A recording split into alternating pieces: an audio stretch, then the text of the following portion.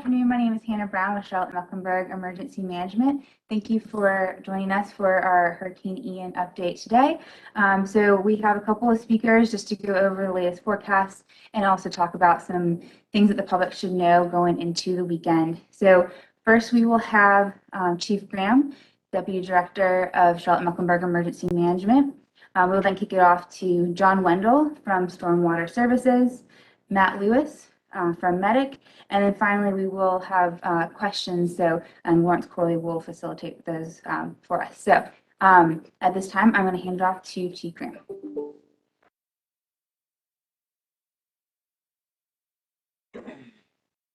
Good afternoon, everyone.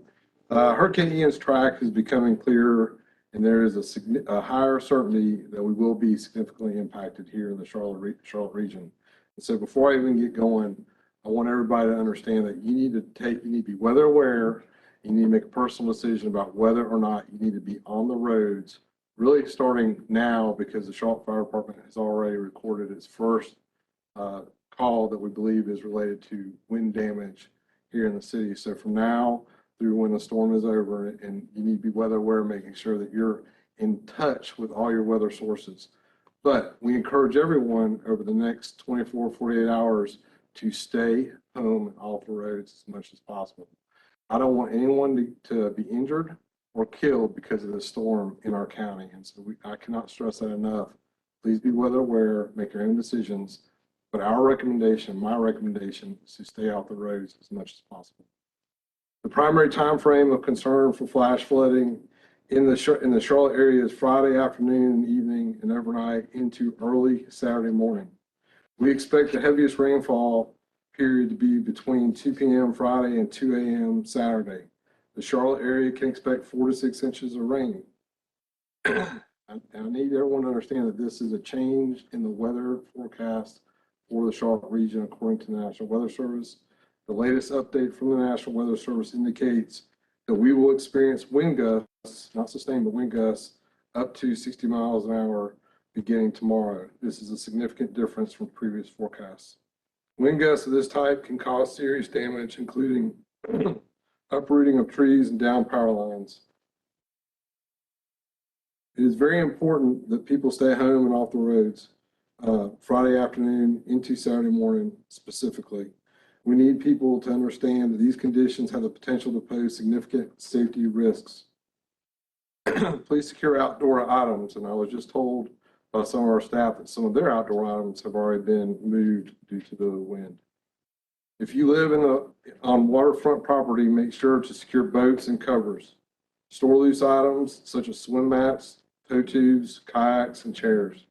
The Emergency Operations Center here will be fully activated Friday afternoon and will remain activated for as long as necessary. Our staff is already monitoring the conditions throughout our community. No shelters have been activated at this time, but the Shelter Task Force remains on standby to activate shelters if they become necessary.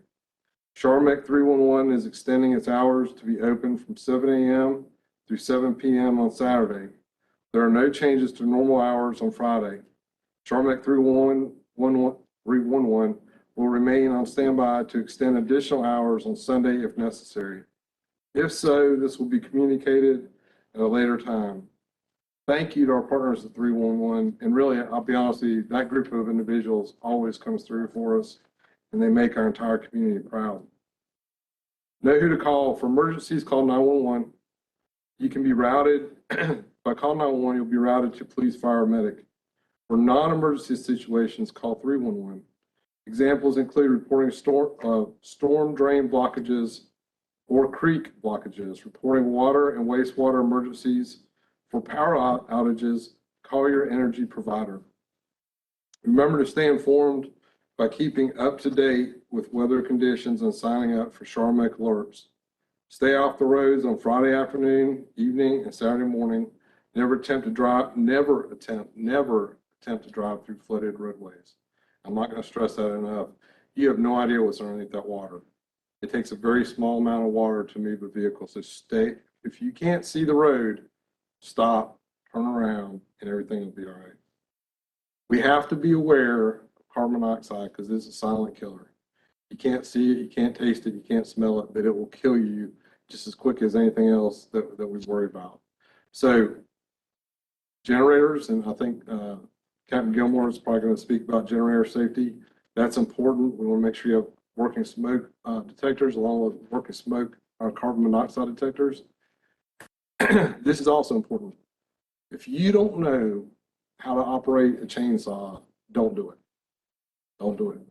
If you have a spouse that is eyeballing a chainsaw in a garage when trees fall, and like, I haven't really messed around with that thing in a while, just make sure they can't get to it. Because we don't want anybody having chainsaw accidents from this storm.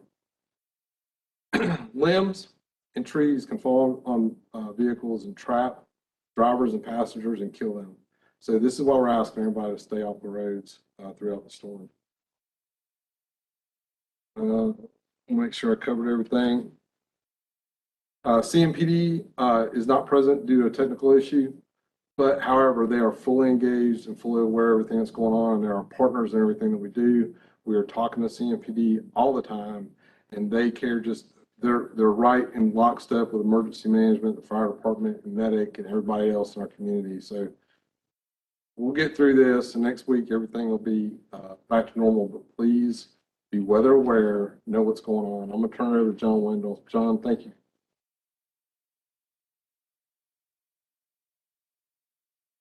Thanks, Chief Graham. My name is John Wendell, Charlotte-Mecklenburg Stormwater Services. Mecklenburg County Stormwater Operations was out checking the usual suspects in the main creeks. This is where we typically see blockages. There's about 64 of them. They were up to 44 yesterday and 20 today. If they found blockages, they removed them. So most of the larger streams have been cleared right now. What residents can do is to clear out the storm drains in front of their house or in their neighborhood, but do that today. Don't do it while the rain is falling tomorrow. It could get dangerous. So you want to do it safely, do it from the curbside to clear out that storm drain. There's more than 100,000 storm drains just in the city of Charlotte alone.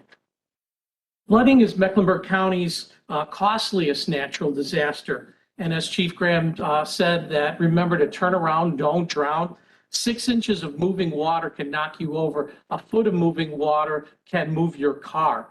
You don't know what's under that water. There could be a sinkhole. There could be power lines down. There could be tree limbs down there. So if there's any standing water, moving water, do not cross that. Turn around, don't drown.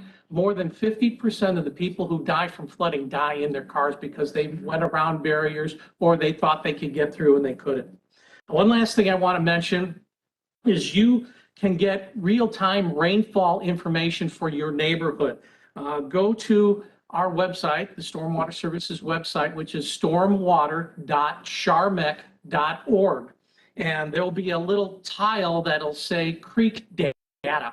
Hit that tile and it'll come up with a map with rain gauges across the county. It'll have stream gauges that tell you how high the water is, and there'll even be a few cameras that you could check out some of the streams. So I would recommend that if you want to stay up to date with real-time information. That's stormwater.charmec.org, and look for the little tile. It'll be a blue tile that'll say creek data. So that's what I would recommend to stay on top of everything. So now let me turn it over to Matt with Medic.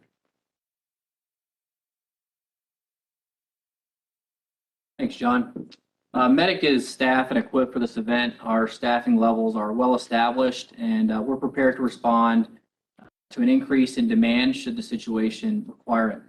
Our infrastructure is sound, which includes technology that supports our 911 call center. We've also been in constant coordination with our support areas within the agency.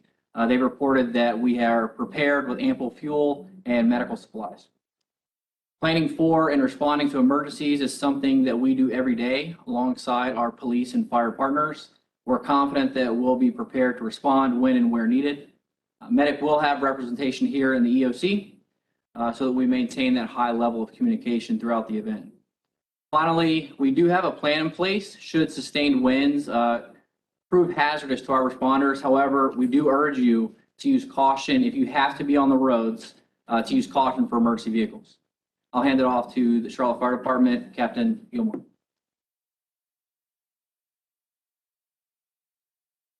Good afternoon. The Charlotte Fire Department is continually preparing for Hurricane Ian over the next couple of days. Firefighters will complete operational checks on all emergency vehicles and equipment. We also have special operations, swift water teams, and search and rescue teams on standby if they need to be deployed. The Charlotte area is expecting, again, you hear this, 4 to 6 inches of rainfall from the storm. We are expecting heavy winds. We are asking all the residents to please get prepared and have a plan. Please secure the items in your yard. They can be easily blown around due to these heavy wind gusts. And we're talking about items such as chairs, signage, and grills. If there are trees down, tree limbs on power lines, we could lose power up to 24 to 48 hours. Take this time before the storm gets here to get what you need from the store, any medications that are needed. Also, get batteries for your flashlights in case there's a loss of power. Never use candles for lighting. Make sure your cell phones are fully charged. Make sure you download weather apps to keep up with the latest information. Avoid driving and going out.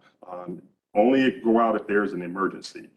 Again, you're going to hear this over and over. Stay off the roadway if the roads are flooded. Turn around, don't drive. Remember, your car is not a boat. Call 911 for emergencies only. Make sure you take care of your pets. Also, make sure you take care of the elderly and check on your neighbors. Make sure you have working smoke alarms and carbon monoxide detectors in the home.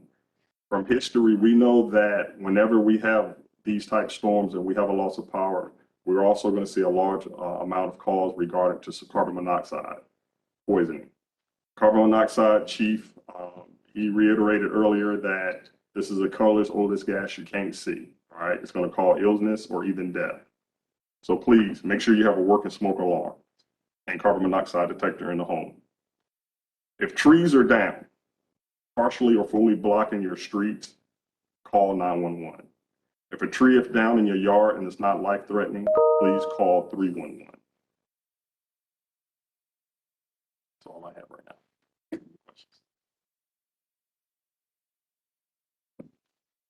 All right, thank you to all our speakers. I do have just one quick update from a previous statement.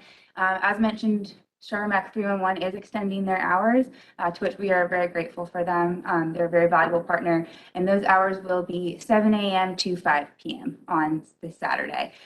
So at this time, we are now available for questions.